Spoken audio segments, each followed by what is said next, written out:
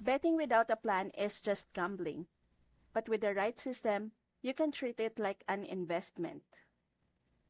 OddsJam helps you build that system. First, it highlights positive expected value bets.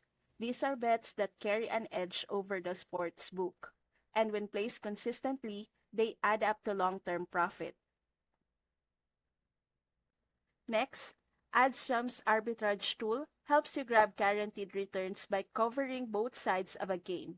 While each win is small, they create stability in your results.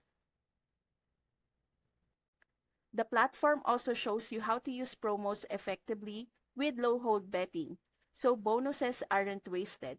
And to stay disciplined, the bet tracker and alerts keep your results visible and your strategy on track. OddsJam isn't about quick wins. It's about creating a long-term system for growth.